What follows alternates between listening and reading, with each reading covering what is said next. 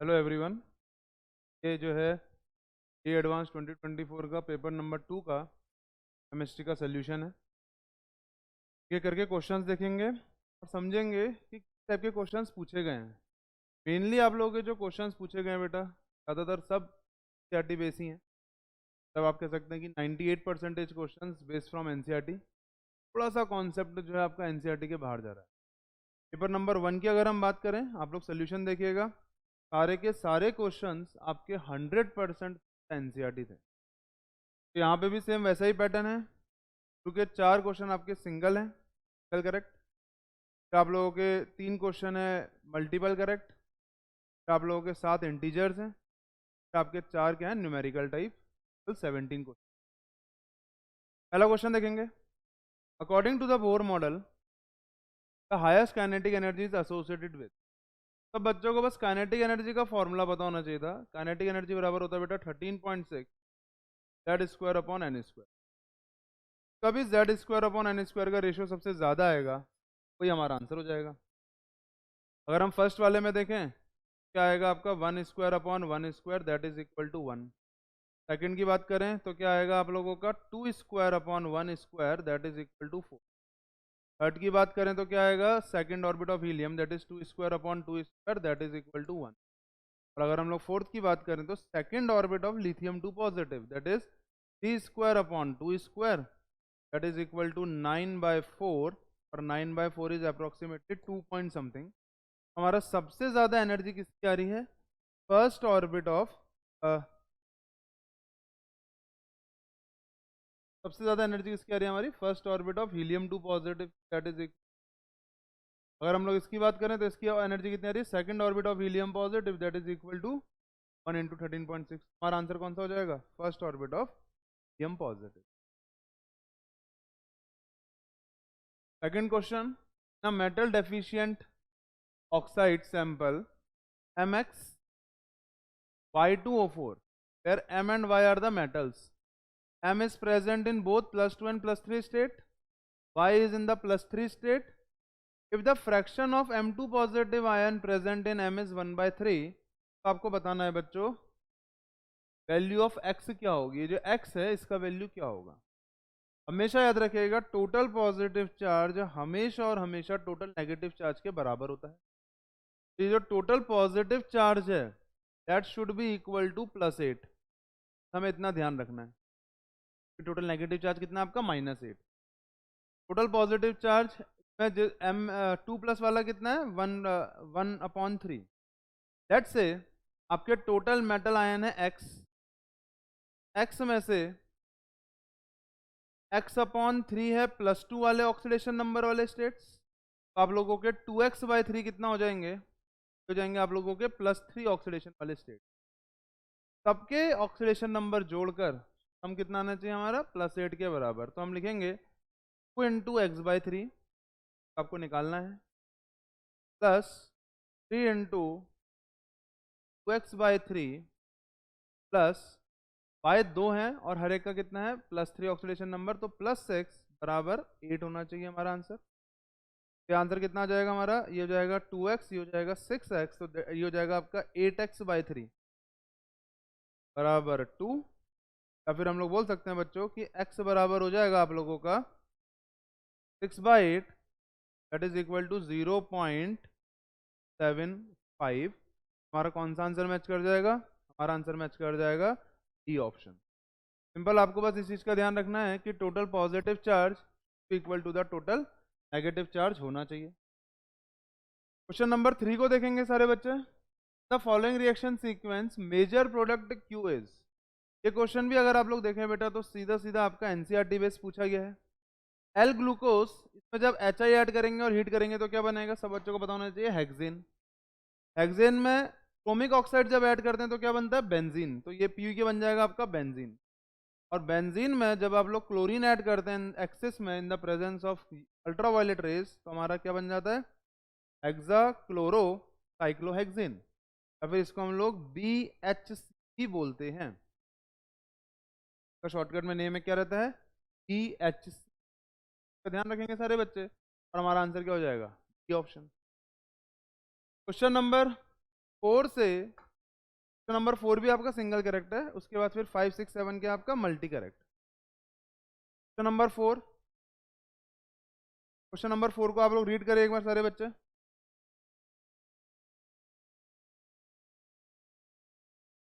तो इस क्वेश्चन में सारे बच्चे रीड करेंगे। The species formed on the fluorination of phosphorus pentachloride the polar organic solvent. सबसे पहले तो पोलर ऑर्गेनिक सॉल्वेंट में आपका जो फॉस्फोरस पेंटाक्लोराइड है बेटा, ये दो फॉर्म में रहता है, Cl4 पॉजिटिव और PCl6 नेगेटिव में। अब इसका फ्लोरिनेशन करेंगे तो मतलब क्या होगा, क्लोरीनेशन, क्लोरीन आप लोगों का जो है डिस्प्लेस हो जाएगा फ्लोरीन से। और हमेशा ध्यान रखिएगा जब भी फ्लोरिनेशन करते हैं हम लोग ऑर्गेनिक कंपाउंड में, तो आपके आइसोमर्स बनते हैं, ज्योमेट्रिकल आइसोमर्स। पहले वाले में तो देखो ज्योमेट्रिकल आइसोमर्स का कोई गुंजाइश लग नहीं रहा है, ऑप्शन एक ही मैच कर रहा है। इस वाले में PF6 और ये PCl4F2 में क्या आपका सिस ट्रांस जा सकता है, तो ये हो नहीं सकता, ये हो नहीं सकता। और इवन आप लोग इस चीज़ को भी ध्यान रख सकते हैं कि जब भी आप लोग फ्लोरिनेशन करते हैं तो आपका ये जो टेट्राहेड्रल वाला स्पीशीज है इसमें कुछ, सिर्फ आपका ऑक्टेट्रल वाले स्पीशीज में फ्लोरीन चेंज होता है। ये क्वेश्चन कहीं ना कहीं हम लोग कह सकते हैं बेटा कि हमारे जो है एनसीईआरटी से थोड़ा सा बाहर की तरफ जा रहा है। अदरवाइज अभी तक जितने क्वेश्चन थे सारे के सारे बेस्ड ऑन एनसीईआरटी थे। Question number 5, OH negative ion react with N2H4 at the anode to form N2 gas and water and releasing 4 electrons। ये स्टेटमेंट हमारा बिल्कुल सही मैच कर रहा है, स्टेटमेंट हमारा बिल्कुल सही मैच कर रहा है, पहला ऑप्शन होना चाहिए। एट द कैथोड, कैथोड में तो रिएक्शन हो ही नहीं रही है N2H4 की, तो ये रिएक्शन तो at cathode molecular oxygen gets converted to the hydroxide ion, बिल्कुल सही बात है। Oxides of nitrogen are major product in the electrochemical process, हो रहा है इसमें आप लोगों का सिंपल क्या N2+H2 बना, तो इसका आंसर क्या हो जाना चाहिए था, A एंड C। आपका B एंड D क्या हो जाना चाहिए बच्चों, गलत हो जाना चाहिए। अगला question,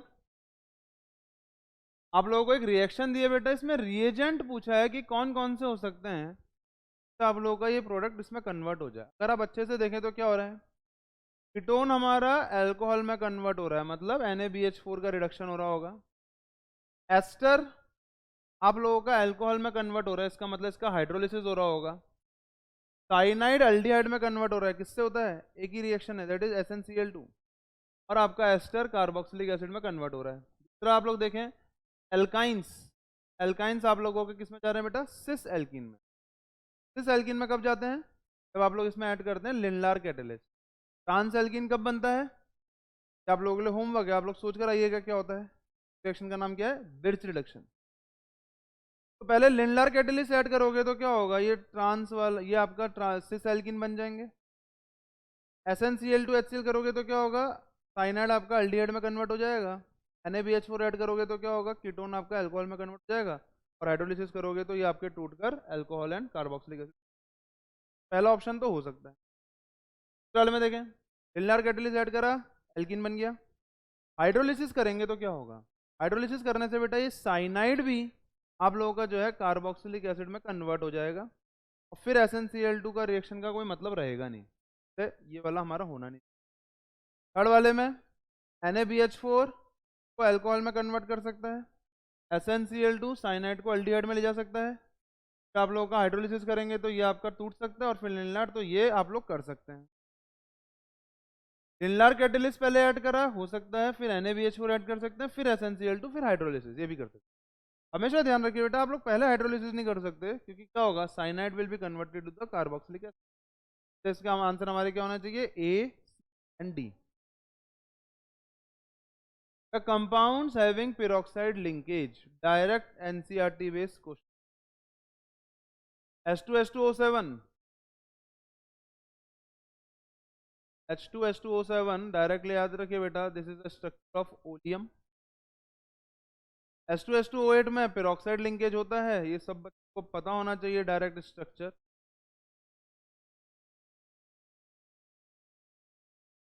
H2 H2O5, H2H2O5, the structure of H2H2O5।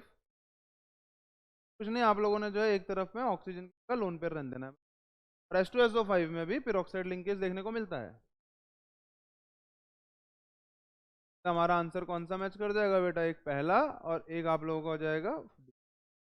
Even मैं आप लोगों को थोड़ा सा हिंट दे रहा हूँ, सारे बच्चे इसको थोड़ा रिसर्च करेंगे, इसमें से कौन सा आपका कारोज एसिड है और कौन सा आपका मार्शल एसिड्स है, आप लोग ढूंढ।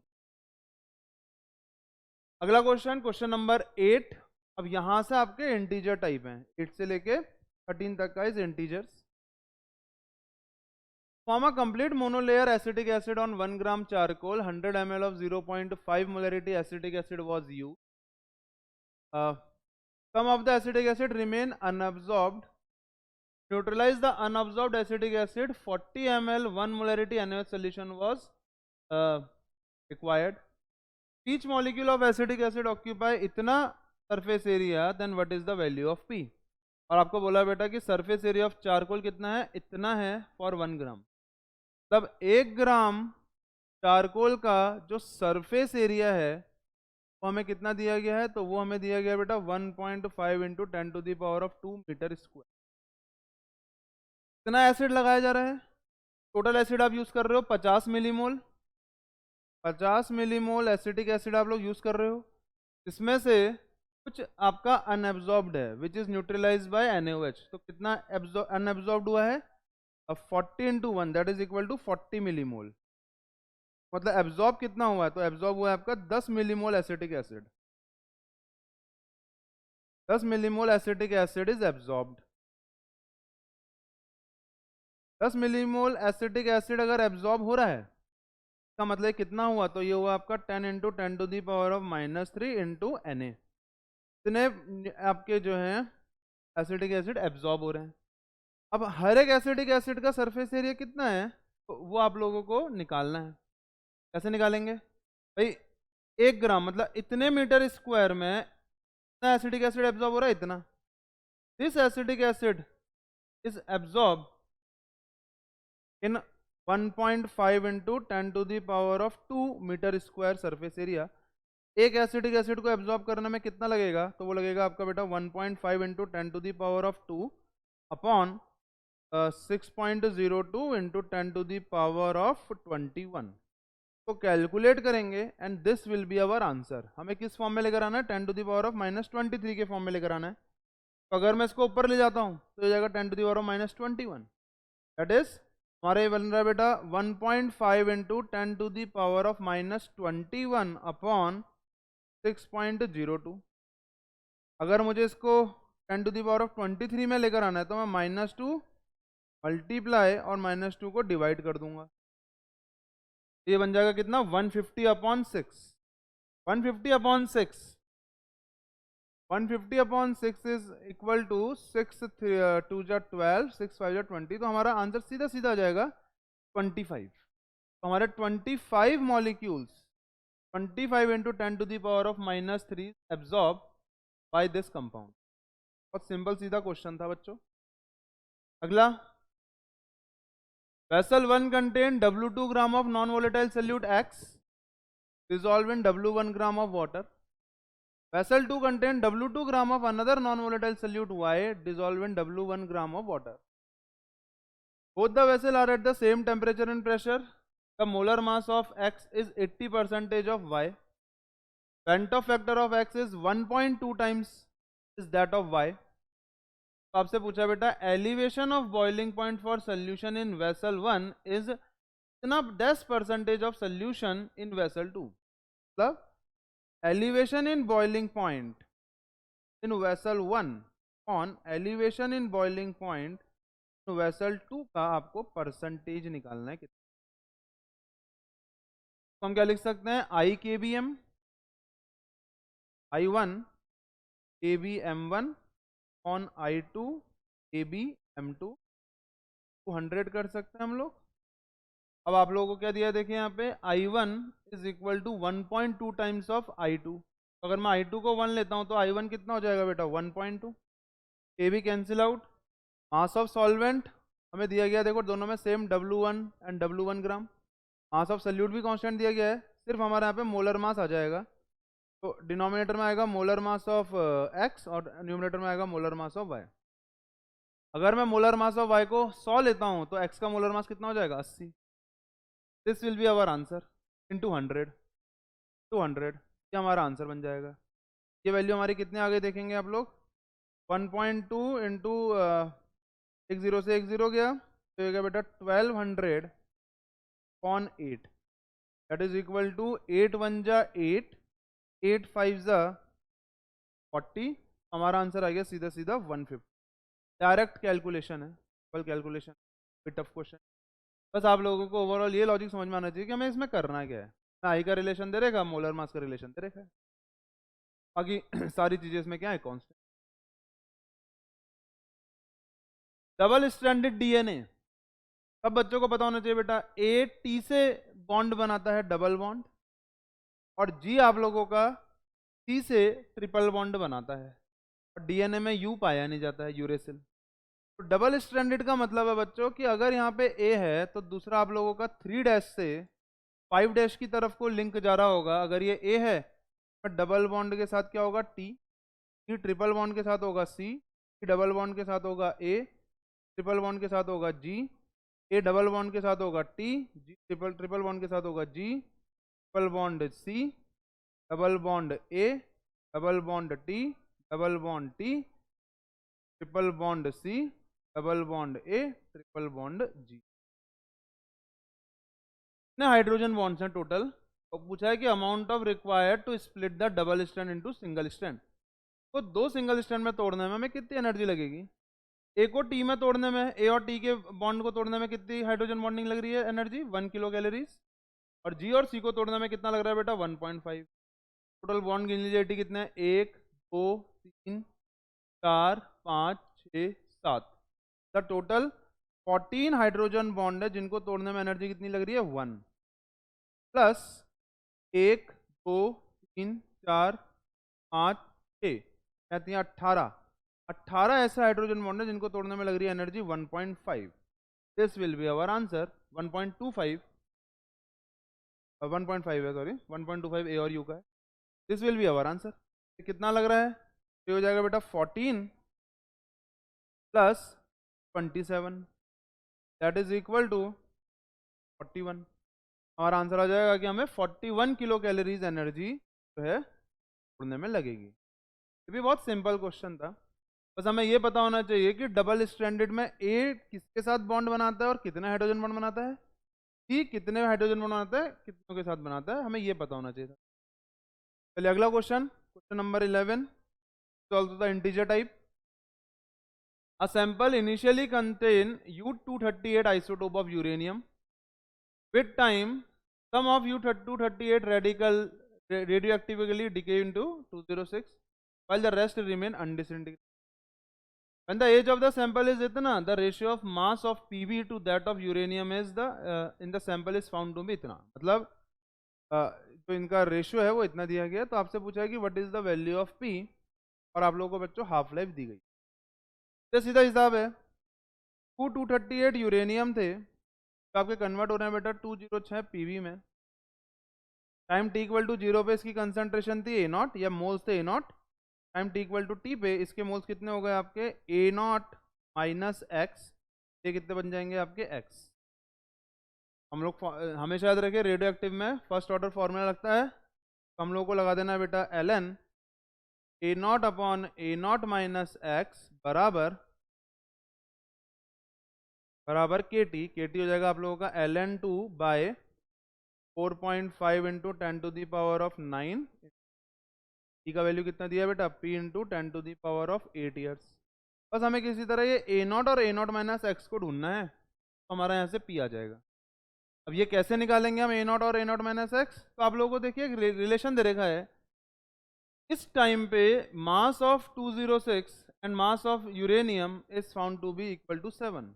मतलब आप लोगों को दिया बेटा कि mass of P upon mass of uranium is found to be equal to 7। मतलब आप ये ले लीजिए time T equal to P into 10 to the power of इतने ईयर्स में ये 7 ग्राम है, ये 1 ग्राम है। तो आप लोगों का जो है ए नॉट माइनस एक्स ये कितना होगा, या फिर आप सीधे समझिए ए टी कितना होगा आपका इस टाइम पे, ये ए नॉट माइनस एक्स कितना 1 ग्राम के बराबर हो गया।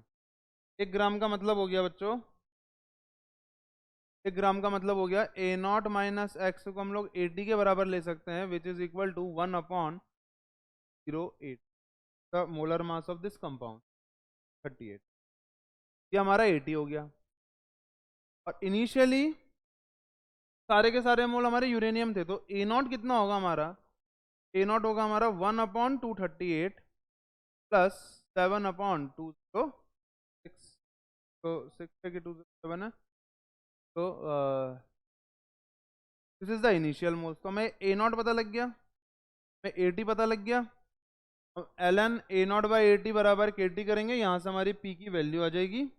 और जब हम इस पी को सॉल्व आउट करेंगे तो हमारा आंसर आ जाएगा बेटा ओवरऑल। इसको जब हम सॉल्व आउट करेंगे, आप लोग ट्राई करिएगा इसे, मैंने इसे एक बार सॉल्व करा हुआ है पहले। पी का वैल्यू हमारा बन जा रहा है 143 तो 10 to the power of 10 to the power of 8 का आंसर। हमारा पी यहाँ पे क्या आ जाएगा 143। थोड़ा सॉल्व आउट करेंगे तो ओवरऑल बस क्या है कि थोड़ा लॉग कैलकुलेशन है, तब एल एन ए नॉट की जगह ये रखेंगे, ए टी की जगह ये रखेंगे, कैलकुलेट करेंगे।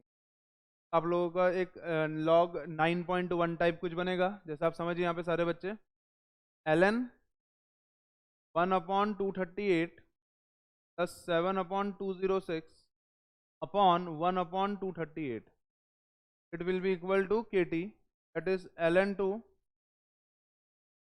upon 4.5 into 10 to the power of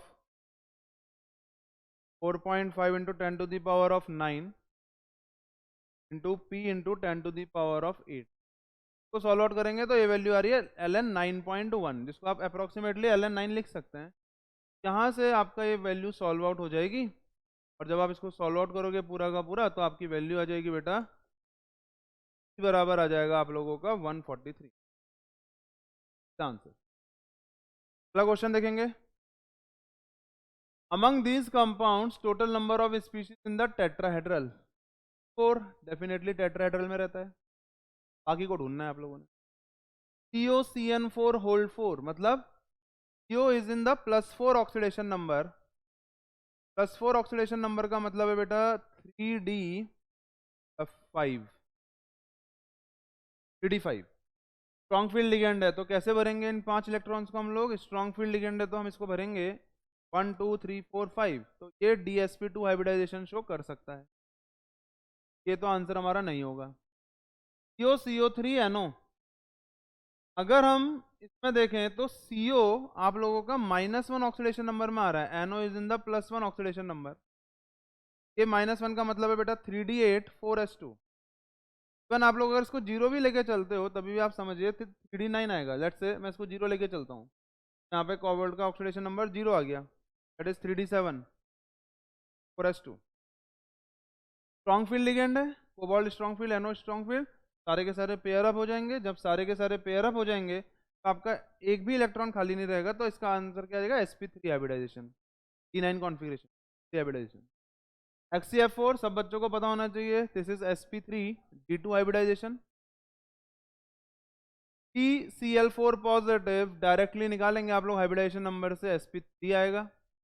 PD PD PT या AU में से कोई भी दिखे सीधा याद रखें बेटा DsP2 हाइब्रिडाइजेशन रहता है। ICl4 7 4 11 11 और 1 12, तो ये आपका क्या जाएगा sp3 D2 हाइब्रिडाइजेशन। CuCN4 की नेगेटिव मतलब Q is in the +1 oxidation number, तो ये D9 कॉन्फ़िगरेशन हुआ। D9 कभी भी आपका DsP2 नहीं हो सकता, ये आपका sp3 हाइब्रिडाइजेशन जाएगा, और P4 इज sp3। आंसर हो गया हमारा आ गया बेटा 1 2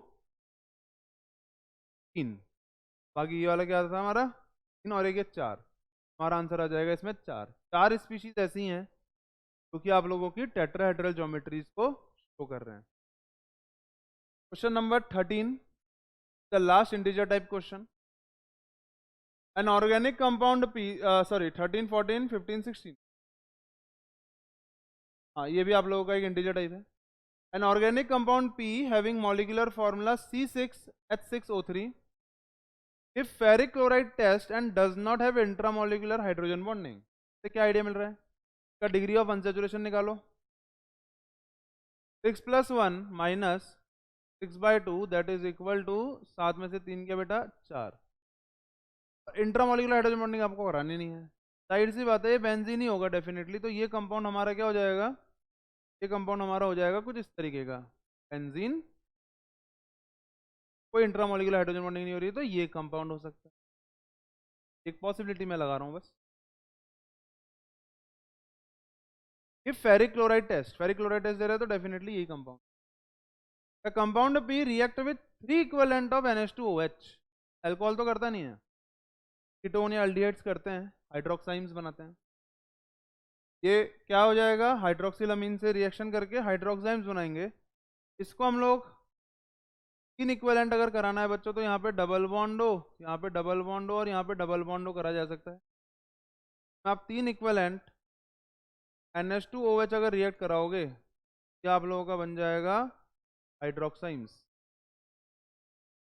double bond NOH, double bond NOH, double bond NOH बन जाएगा, ऑक्साइम्स बन गए। Treatment of P with excess of methyl iodide in the presence of KOH produces R। तो अगर हम लोग कंपाउंड को एक्सिस ऑफ CH3I से रिएक्ट करें द प्रेजेंस ऑफ KOH, तो KOH क्या करेगा, एक बेस है, यहाँ पे नेगेटिव, यहाँ पे नेगेटिव, यहाँ पे नेगेटिव कर सकता है, और यहाँ पे 2 एसिडिक हाइड्रोजन हैं। तो आप लोगों का ये CH3 इन जगहों में लग जाएगा, तो यहाँ पे 2 CH3, यहाँ पे 2 CH3 और यहाँ पे 2, ये कंपाउंड बन जाएगा। क्या कह रहे हैं, सेलेडेड कंपाउंड R, इसको हम लोग बोल रहे हैं R। अब क्या है, reaction of R with isobutyl magnesium, isobutyl, this is isobutyl magnesium bromide, साइटोब्यूटाइल मैग्नीशियम ब्रोमाइड को रिएक्ट कर रहे हैं बच्चों, followed by the hydrolysis if compound X। तो ये ग्रिग्नार्ड रिएजेंट है, तो ये कहाँ रिएक्ट करेगा, ये हमारा रिएक्ट करेगा इस अल्कोहल वाले पार्ट में, तो यहाँ पे रिएक्ट करेगा R नेगेटिव। अगर हम लोग आइसोब्यूटाइल को रिएक्ट करवाएं, ये कंपाउंड जो है आप लोगों का इस साथ रिएक्शन कर रहा है, इस नेगेटिव के साथ, फिर आप लोग जो है इसमें फर्दर आप लोग फिर जो है वाटर ऐड करके उस O नेगेटिव को OH कर देंगे। यहाँ पे जो कंपाउंड बन रहा है वो क्या बन रहा है, सारे बच्चे ध्यान दीजिएगा, यहाँ पे जो बेटा कंपाउंड बन रहा है आप लोगों का वो बन जाएगा इस तरीके का, डबल बॉन्ड O, सॉरी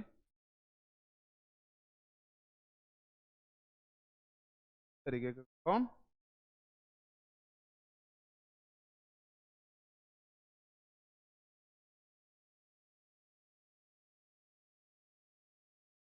ये चीज ऐसे ही यहाँ पे को 2 मिथाइल है, यहाँ पे को भी एक अल्कोहल और एक आप लोगों का जो है आइसोब्यूटाइल, यहाँ पे को भी एक अल्कोहल और एक आप लोगों का क्या बन जाएगा, आइसोब्यूटाइल, यहाँ पे को 2। तो आप लोगों से पूछा गया है बच्चों, इसमें आप लोगों से पूछा गया है कि total number of methyl group कितना होगा in the compound S, this is compound S, कितने मिथाइल ग्रुप्स होंगे, 1 2 3 4 5 6 7 8 9 10 11 12। हमारा सीधा सीधा आंसर क्या आ जाएगा इसमें, 12। कल क्वेश्चन था, बस आप लोगों को ये पता होना चाहिए था कि अप्रोच कैसे। अगला क्वेश्चन नंबर 14 से paragraphs, the numerical type questions. An organic compound P with molecular formula C9H18O2 decolorize bromine water। पहले तो डिग्री ऑफ अनसैचुरेशन निकाल लो, कितना है, 9 + 1 - 18/2 दैट इज इक्वल टू 1, और डीकलराइज ब्रोमीन वाटर, तो एक एल्कीन है इस पूरे कंपाउंड में। And also so the positive iodoform test, अगर एल्कीन है तो बाकी फिर आप लोगों के क्या होंगे, एल्कोहल्स होंगे, तो एल्कोहल्स आपको साइड साइड में लगा देना है। P on ozonolysis followed by treatment with H2O2 give compound Q and R, while compound Q show the positive iodoform test and compound R does not give the positive iodoform test। बहुत easily ये चीज clear हो रही है। Q and R on oxidation with PCC followed by heating give S and T respectively, both S and T show the positive iodoform test। 9 carbon है बच्चों, 9 carbon को मैं इस तरीके से लगा सकता हूँ, 1 2 3 4 5 6 7 8 9 में से एक आइडोफॉर्म टेस्ट हो रहा है, तो एक तो अल्कोहल हो गया, और एक आइडोफॉर्म टेस्ट नहीं हो रहा है, तो इसको यहाँ या यहाँ लगा दो, लेट से यहाँ लगा दिया, और एक डबल बॉन्ड लगा दीजिए इसमें, तो यहाँ पे डबल बॉन्ड लगा दीजिए। मैं यहाँ पे क्यों लगा रहा हूँ डबल बॉन्ड? 1 2 3 4 और 5 के बीच में डबल बॉन्ड लगा रहा हूँ, क्यों लगा रहा हूँ इसको समझेंगे सारे बच्चे। यहाँ पे लिखा है देखो, पहली चीज पॉजिटिव हाइड्रोफॉर्म टेस्ट और डीकलराइज से टेंटेटिव आइडिया मिल रहा है मुझे। P on ozonlysis followed by treatment with H2O2 if Q and R. To show the positive hydroform test while compound R does not show the positive hydroform test. Q and R both on oxidation with PC followed by heating if compound S and T respectively, और both compound S and T show the positive hydroform test. दोनों के दोनों compound आपके हाइड्रोफॉर्म test show कर रहे हैं। ऐसा approach कर सकते हैं। अच्छा, कंपाउंड में सबसे पहली रिएक्शन क्या करनी है हम लोगों को बच्चों? हम लोगों ने इसमें H2O2 के साथ इसको ब्रेक करना है। तो जब हम इसको ब्रेक करेंगे, ZN प्लस H2O2 के साथ ब्रेक करेंगे, यहाँ से ब्रेक होगा, और ये भी कार्बोक्सिलिक एसिड, ये भी कार्बोक्सिलिक एसिड, यहाँ पे को आपका जो है 4 कार्बन का कार्बोक्सिलिक एसिड बन जाएगा, और यहाँ पे को आप लोगों का 5 कार्बन का कार्बोक्सिलिक एसिड बन जाएगा तरीके का। अब इन दोनों कंपाउंड्स को आप लोगों ने क्या करना है? आप लोगों ने पीसीसी से रिएक्ट करना है। तो जब आप इसको पीसीसी से रिएक्ट करोगे और इसको भी आप पीसीसी से रिएक्ट करोगे, तो आप लोगों का ये वाला पार्ट क्या बन जाएगा? कीटोन। तो दिस विल बिकम कीटोन। फिर हीट भी कर रहे हो साथ में, सेकंड स्टेप में हीट कर रहे हो, तो ये कार्बोक्सिलिक एसिड बाहर निकल जाएगा। ये आइडोफॉर्म टेस्ट दे रहे हैं, तो आप बोल रहे हैं एस। इस वाले में भी सेम, क्या हीट करोगे, इसको हीट करोगे, तो आप लोगों का ये CO2 बाहर आ जाएगा, तो यहाँ पे आप लोगों का ब्यूटेनॉन बन जाएगा। 4 और 3 7 कार्बन और 2 CO2 बन के बाहर निकल गए। यहाँ पे भी सेम आपको यही करना है। डबल बॉन्ड आ गया, फिर CO2। अब ये भी आइडोफॉर्म टेस्ट दे रहा है, वो भी आइडोफॉर्म टेस्ट दे रहा है। ये हो गया हमारे SNT। अब आपसे क्या बोला गया है? Complete copolymerisation of 500 moles of Q and 500 moles of R. Q and R does not give the Q show the positive hydroform test. This is Q, this is R.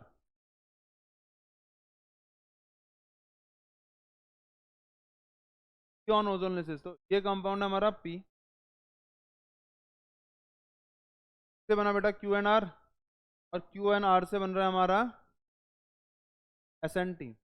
अब आपसे कह रहा है कि copolymerisation of 500 moles of Q and 500 moles of R give 1 mole of acyclic copolymer.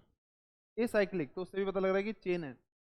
तो आपसे पूछा है, पहला क्वेश्चन पूछा है sum of the number of oxygen atoms in SNT। पहले तो ये वाला क्वेश्चन हो गया, sum of the number of oxygen atom in SNT। S में एक ऑक्सीजन एटम है, और आपका टी में भी क्या है? एक ऑक्सीजन एटम है। पहले का आंसर तो सीधा सीधा है, कितना हो जाएगा? 2। हमारा पहला क्वेश्चन इसमें। और दूसरा क्वेश्चन इसमें हमारा पूछा जा रहा है बच्चों, कोई मॉलिक्यूलर वेट ऑफ U कितना होगा? तो ये U कितना होगा? आपने इन दोनों को जोड़ना है। आपको किस किस को जोड़ना है? आपको जो है Q और एक R को जोड़ना है। This is Q, this is R। जब आप इन दोनों का कोपॉलिमराइजेशन करेंगे तो क्या बनेगा? PHBV। क्या आप लोगों का पॉलीमर चैप्टर में डायरेक्ट क्वेश्चन है। दोनों का जब कोपॉलीमर करेंगे, कोपॉलिमराइजेशन, अगर मैं Q और R का पॉलीमराइजेशन करता हूँ, मेरा क्या कंपाउंड बनेगा? देखो, वहां से अल्कोहल से H गया, अल्कोहल से H गया, ऑक्सीजन, फिर यहाँ पे को एक कार्बन ये, फिर एक डबल बॉन्ड O, और इसका OH चला जाएगा, फिर इसका अल्कोहल वाले का O से जो है रिलेटेड आपका एक तो है इथाइल, ठीक है, इथाइल, और दूसरा क्या है आप लोगों का? ये चीज, दैट इज दिस। ये हमारा इसका जो है कोपॉलिमराइजेशन बन जाना चाहिए। इसके भी 500 मोल लिए हैं, इसके भी 500 मोल लिए हैं, तो डेफिनेटली ये 500 मोल बनेंगे। कितने मॉलिक्यूल्स बाहर निकलेंगे वाटर बनकर? जाहिर सी बात है बच्चों, ये किसी और के साथ रिएक्शन कर रहा है, ये किसी इसके साथ रिएक्शन कर रहा है, ऐसे करते करते सबके साथ रिएक्शन हो रही है। लास्ट में आपका एक मॉलिक्यूल बच जाएगा वाटर का, तो आपके टोटल इसमें 499 वाटर मॉलिक्यूल बाहर निकले। तो आपने इसका मास जोड़ देना है 500 मोल के हिसाब से, माइनस कर देना आपने वाटर का mass, that will be equal to the mass of U. हमारा मास ऑफ यू कितना हो जाएगा? अब इसका मास देखो कितना आएगा हमारा, 1 2 3 4, 4 कार्बन है, का हो जाएगा हमारा मास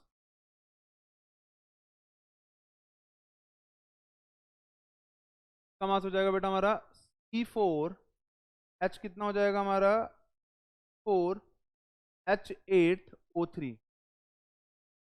ये कितना हो जाएगा, 1 2 3 4 5, 5 कार्बन है तो C5H10O3। दोनों के मास हम जोड़ेंगे, इसका मॉलिक्यूलर मास निकालेंगे इंटू 500 करेंगे, इसका मॉलिक्यूलर मास निकालेंगे इंटू 500 करेंगे, और उससे माइनस कर देंगे वाटर का मास, तो हमारा इस मॉलिक्यूल का मास आ जाएगा। कितना आ जाएगा सब बच्चे जरा कैलकुलेट करिए एक बार, यहाँ पे आप लोगों को दे रहा हूँ कितना आंसर रहेगा इसका। तो जाएगा आपका 500 two molar mass of C4H8O3 plus 500 two molar mass of C5H8O3, जैसे आपने बेटा 499 of mass of water molecules को बाहर निकाल देना है। This should be the answer. Calculate करिए सारे बच्चे और मुझे बताइए कितना आंसर होना चाहिए इसका।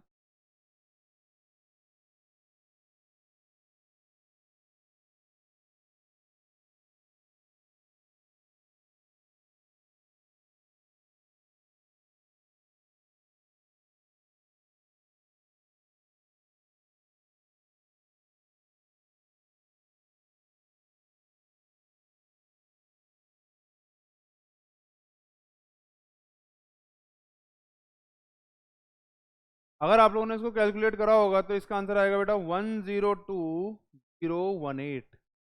बहुत बड़ा मॉलिक्यूल है ये, जाहिर सी बात है, दिस इज द पॉलीमर, इसका आंसर होना चाहिए। आइए next paragraph and this is the last question. बस at the end reaction clear होनी चाहिए। ये क्वेश्चन मैं कहीं ना कहीं कह सकता हूँ बेटा कि आपके एनसीईआरटी के बाहर का है, जो भी है ट्राई करने की कोशिश करेंगे। पोटेशियम आयोडाइड टफ नहीं है, बस ये है कि रिएक्शन पता होनी चाहिए। React with the potassium ferricyanide, potassium ferricyanide is K3FeCN6, this is potassium ferricyanide. Ferri मतलब +3 ऑक्सीडेशन नंबर आनी चाहिए, फेरो मतलब +2 ऑक्सीडेशन नंबर आनी चाहिए। तो observe in which complex compound P is form. तो इसमें क्या होता है बेटा, इसमें आयोडीन रिलीज होती है और साथ साथ आपका कंपाउंड बनता है K4FeCN। ये पता होना चाहिए था हमें में ओवरऑल। अगर मैं इसको बैलेंस करना चाहूँ तो क्या करना पड़ेगा मुझे यहाँ पे को 2 करना पड़ेगा, और यहाँ पे 2 आयोडीन हो गया, यहाँ पे आपके टोटल 5 हो रहे हैं। बैलेंस करना है बच्चों, बैलेंस करने के लिए हम क्या कर सकते हैं, यहाँ पे 2 आयोडीन हो गया, यहाँ पे 2 हो गया, और यहाँ पे को अगर मैं 2 कर दूँ 8 हो जाएगा। यहाँ पे को 3 2 जा 6 और 2 8, बैलेंस हो गया। तो सीधा ये 2 K4FeCN6, 6 पोटेशियम, 6 और 2 8 और 8। अब आपसे क्या बोल रहे हैं, the equilibrium shift completely towards P। ये P कंपाउंड है बच्चों हमारा। अब एडिशन ऑफ जिंक क्लोराइड या slightly acidic medium result in sparingly soluble solution. ये ZnCl2 के साथ क्या होता है, तो ये थोड़ा सा ट्रिकी क्वेश्चन। K4FeCN6 जब आप लोगों का बेटा Zn2+ के साथ रिएक्शन करता है ZnCl2 के साथ, तो आप लोगों का बनता है ये K2Zn3FeCN6। ये थोड़ा सा जो है टफ है, मतलब ये रिएक्शन हम लोग एकदम से नहीं बता सकते, ये बनता है। अब आपसे पूछा गया पहला question is number of potassium iodide required to produce 2 mole of P। 2 mole P बनाने के लिए कितना आयोडीन लग रहा है, 2, तो आंसर हो जाएगा बेटा यहाँ पे हमारा 2। दूसरा क्वेश्चन पूछा गया है number of zinc ion present in the molecular formula Q, तो ये मॉलिक्यूलर फॉर्मूला क्यू में हमारे कितने जिंक हैं? 3। हमारा यहाँ पे आंसर क्या हो जाएगा? सीधा सीधा। ओवरऑल हम कह सकते हैं बच्चों की पेपर 1 काफ़ी इजी बना था, बट पेपर 2 कंपैरेटिवली थोड़ा टफ बना था। और कुछ क्वेश्चंस ऐसे थे जो हमारे कहीं ना कहीं एनसीईआरटी कॉन्सेप्ट से बाहर जा रहे हैं। बट ओवरऑल अगर मैं आपसे बोलूं कि ओवरऑल केमिस्ट्री का इस बार कैसा आया है, तो और साल की कंपैरिजन में केमिस्ट्री का कंपैरेटिवली पेपर आया रखा है। सारे बच्चे अच्छे से मेहनत करिए। Best of luck to all of you.